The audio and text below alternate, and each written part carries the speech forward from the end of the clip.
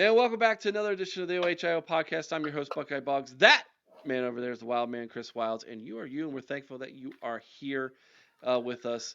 By all means, please give us a thumbs up, like the video. We really do appreciate that. That does help us out. If you're not a subscriber already, subscribe, ring the bell, get notified every time we go live. We go live every Sunday evening, 8 o'clock Eastern for our roundtable discussions. We go live every Thursday evening with our live call-in show where you can call in and chat Buckeyes with Chris, myself, JR, or anybody else who might show up that evening. Go to our website, theohiopodcast.com. There you can find links to all of our social media accounts, including Twitter, Facebook, and our store. That's right, the store where you can get that beautiful tumbler that Chris is drinking from. Our OHIO podcast tumbler. You can get other great Ohio State merchandise from the store. And if you click on the merch link there on the same website, theohiopodcast.com, you can get all kinds of great merch from Campus Sideline, who we partner with in creating our OHIO podcast merchandise, including our awesome hats. Yes, they are fitted, and t-shirts, including our We Want Angry Ryan Day t-shirt, which Larry Daniels was wearing the other day, which I thought was fantastic. But not that Looked good. snazzy retro shirt you got on there. Yeah, this is our retro. This was our first one.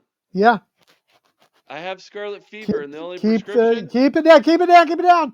You're gonna get us in trouble with that exclamation point. I gotta block the exclamation point. Gotta block it. Uh, Anyways, we Sunday night on our roundtable discussion, we were talking defensive linemen as we Yeah, continue to work on our previews, Chris, for the 2024 season.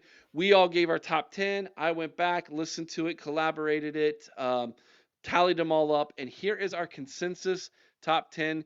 Chris, you've not seen this list. Here we go. I I'm have going to have not. you respond in real time. Number 10. From Michigan State to Oregon via the transfer portal is one Derek Harmon, 40 tackles, a sack and a half last year, a forced fumble, and one pass deflection. You had him unranked. JR had him unranked. I had him at 7th. That was good enough to put him at 10th overall, and Oregon's lone defensive lineman on this list, Chris. I don't think he's a bad addition to have, Eric. I had him just outside of my top 10, so I don't have a problem with him squeaking in at number 10. All right, moving on to number 9. Let's go over to Wisconsin, where we have fourth year junior Daryl Peterson, 47 tackles, 4.5 sacks, 2 pass deflections. Chris, you had him ranked 7th. I had him unranked. JR had him unranked, and this is the lone Badger on this list. Like I said, obviously I thought he was a little bit higher on this list than that, but I can deal with number 9. I think he's gonna be way up that list as the season progresses. I just think we're gonna see a better, more aggressive Daryl Peterson this year. I would not be surprised if this guy doesn't have, isn't near that top 5 by the time the end of the season comes around. And what was no doubt probably the single hardest guy, I think, to rank, but we all kind of like him, and that is one James Carpenter at Indiana via the transfer portal from James Madison. Yeah, Now, Indiana had 3 guys in various people on our lists. He was the lone guy who made this consensus top 10 list. 53 tackles, 4 sacks, an interception, 3 pass deflections, and a forced fumble last year. You had him unranked. JR had him 8th. I don't see where I had him there. Let me see if I can move this real fast so I can get that. I had him at, it looks like 9th, maybe not 7th, something like that. Anyways, um, good enough to get him at 8th was Carpenter. yeah. You know what? Again, I think this is Indiana is going to have a great defensive line.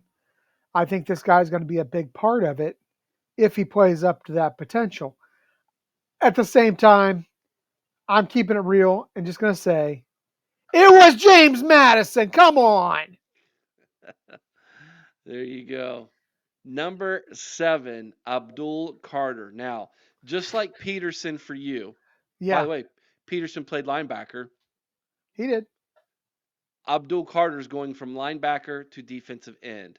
I have him way up on my list. I have him at third. You had him unranked. JR had him unranked. 49 tackles, 4.5 sacks, one interception, one forced fumble, five pass deflections. And I'm here to tell you, he got the majority of those stats up on the line of scrimmage instead of being back in coverage as a linebacker. This guy is going to feast as defensive end at Penn State.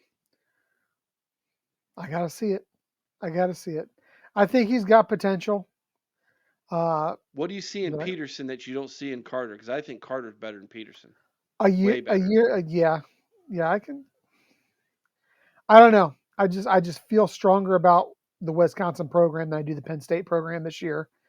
I feel like there's going to be a better program. I think that Penn State, you know, I feel like they're in some disarray again, Eric, and I just don't know that we're going to see the type of performance. I think you may see. I don't know that he's going to have as much opportunity as you think, for one thing. But we could be wrong. JR and I could be wrong, or you could be about to eat a an ice cream nacho. I don't know. And if you were watching our live show Sunday night, that makes sense to you. All right. The next six guys, Chris, are all from two teams. I bet I know what two teams these are. I bet everybody does if they're watching this. Let's start with number 6. Josiah Stewart, fourth year senior for the team up north, 38 tackles, 5.5 sacks, two pass deflections. You had him ranked, looks like sixth Sixth. there. JR had him seventh. I had him unranked. He ends up getting sixth. I have no problem with this. This is where I put him. Yeah, of course you do. I Of think this course is you do. exactly right. This system worked. All right. Now let's kick it inside. Same team. That's the outside. Let's kick it inside to Kenneth Grant. He got fifth. Third year sophomore with 29 tackles, 3.5 sacks, four pass deflections, one interception last year. Chris, you had him at fourth. JR had him fifth. I had him fifth. He ends up at fifth. You know what? I have no problem with this. I think that, I think 4 and 5 could easily, the guys I had at 4 and 5 could have easily flipped. I just think that Grant had a really outstanding season last year, and I really kind of feel like, in retrospect, I probably should have knocked him down a slot like you and JR did, simply because of the season, the fact that that is not nearly as deep a team, and he's going to have to be on the field a lot more. Um, so I don't know that he's going to be able to quite achieve or surpass those numbers he had last season. He might have better numbers, but I think he also is running the risk of getting injured more too. So Correct. number 4, first Buckeye on this list for us, JT Tuimoloau. He's a fourth year senior, 38 tackles, 5 sacks, two pass deflections last year. Chris, you had him at third. Both JR and I had him at fourth. That's where he's at on the list currently. Yeah, and again, I think when we get inside the top 5, until you get to the top 2 guys, I don't know that there's a lot of argument to be had, because I think these guys are all pretty good. I felt like JTT was a little more, deserved a little more than 4. I think that he's an outstanding talent. Now, I may be living off of what I see and maybe a little bit of the memories of that Penn State game. I don't Oh, know. if But he could take Penn State's game and achieve that, say for maybe not that level, but maybe last year's Penn State game, yeah, maybe not the 2 years, but last year's Penn State, and that's his type of game he has every year. oh, he owns Penn State every year. Then he's next to Sawyer, the best defensive lineman on here, easily, Yeah, absolutely. if not better. But and Jr. talked about this a little bit. I think that the system hurts JTT a little bit because He is, as we talked, a guy that's got to set the edge, and he does that very well. Hmm. But it takes away from just that natural pass rush. Hmm. If he doesn't step in the way of that pass against Notre Dame, we probably lose that game. Yeah, I don't disagree. And I'll tell you, I just think that a lot of the little stuff he does goes unheralded and underrated or Hmm. underappreciated because it doesn't always show up on the stat sheet. Correct. But Back yeah, to the team up north for number three, Mason Graham, third year junior, 35 tackles, 3 sacks, a forced fumble, and a pass deflection last year. Chris, you had him at two. JR had him at third. I had him at sixth. guy's an animal, Eric. He is. We may not like to say it. We may not want to appreciate or may not want to acknowledge it. But let's. I look at it like this. I look at him like I used to look at Michael Jordan. I can hate the guy, but I can still respect his ability, and we have to. The guy is an animal. The problem is this year, just like Grant, he's going to have to deal with the fact that he's going to have to be out there a whole lot more, playing a whole lot more snaps. And if that team up north loses any one of these three guys that is in this top 10 list at any point in the season, especially if they lose them early, this is a team in trouble. I agree. I actually agree with that. Not a whole lot of depth there. No. Number two, let's go back to Columbus. Tyleek Williams, fourth year senior. Last year had a monster year, 54 tackles, 3 sacks, a forced fumble, 5 pass deflections. Chris spoke about that Sunday night, how he gets his hands up, really makes things difficult for quarterbacks. Chris, you had him at fifth. JR and I both had him at second. That's where he's slotted. Yeah, and again, I'm not mad about this. Maybe I slept a little on Tyreek and looking back, but you know what? The guy, you're right. He's awesome. If his numbers are not huge, I think it's because we've got a rotation going, which I'm not going to be mad about that, and I'm sure that he wouldn't be real upset about it either, as long as when he's in there, he's getting to feast. I think he's underappreciated as a pass rusher because he does only have the 3 sacks from that defensive tackle position. But you know what? The guy's a run stopper, and again, very I think underappreciated is just how good his handwork is and how he uses that full length and busts up pass deflections at the line. That's a huge thing, especially as you go to the next level, Eric, because you can't get to the quarterback every time like you can at Right, this level. right. So you have to use your hands, use your length, and knock down passes at the line. That's something that's going to serve him, and I think he's going to really it's going to improve his draft stock a lot. I agree. And number one, consensus number one, unanimous number one, first out of all of our position groups, the first unanimous number one, and our first candidate for possible Big Ten Defensive Player of the Year, in our minds, Jack Sawyer. If he finishes, or if he starts out and goes through this season the way he finished out last season, after that move back to defensive end, man, I think the sky's the limit. This guy has all the talent in the world to. I don't know if he'll reach that Bosa Chase Young type of season, but he can get up there. This is a guy that's capable of double digit sacks. This is a guy who's capable of really wreaking havoc in the backfield.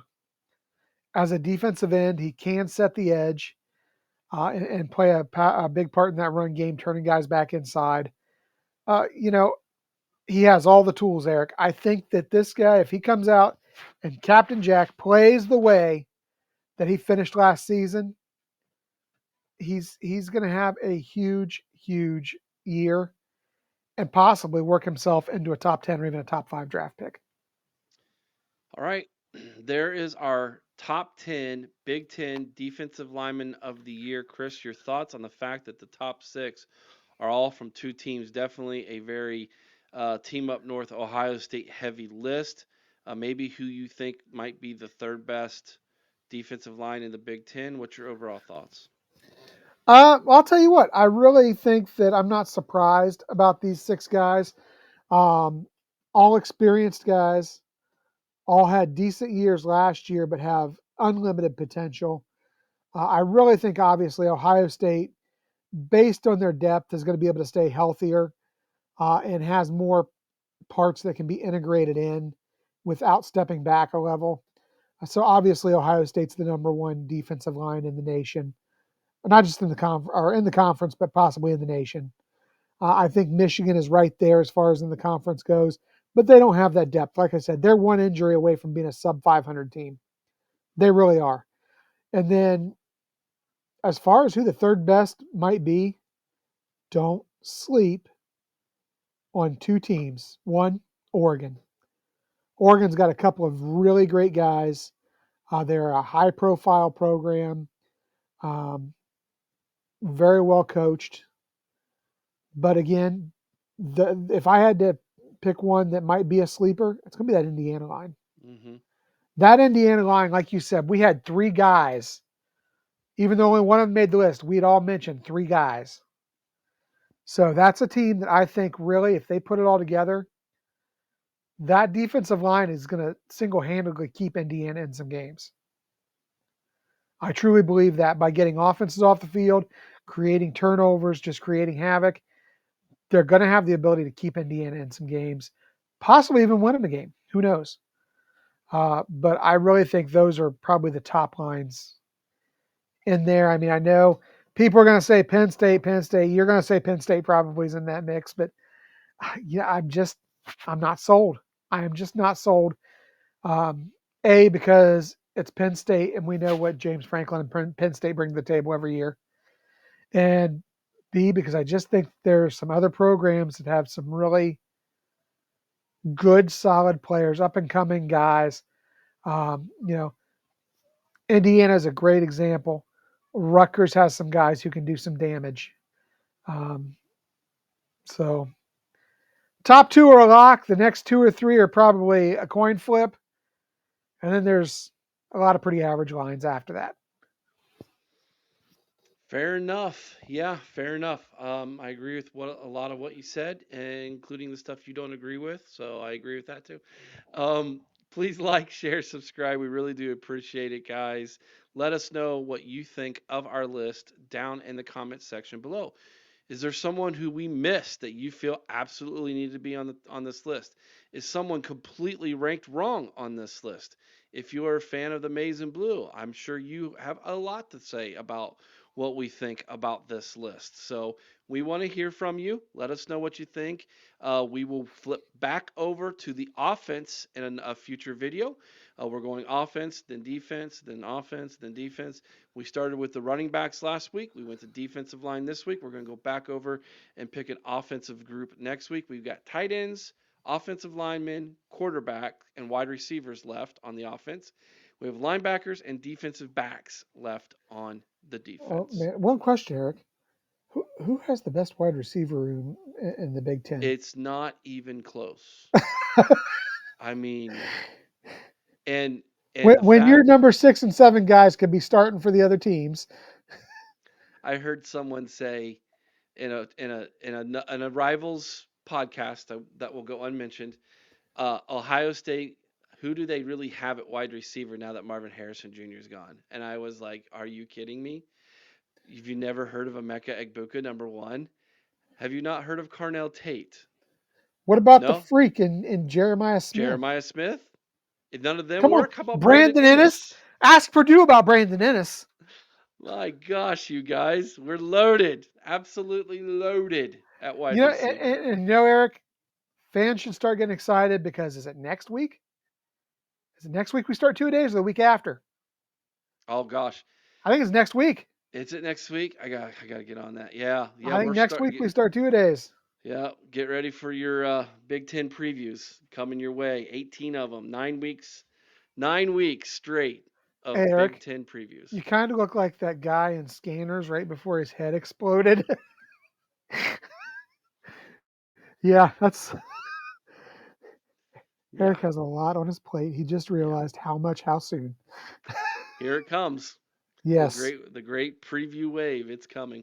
All right, guys. Appreciate you all very much. Till next time. OH. IO. Go Bucks.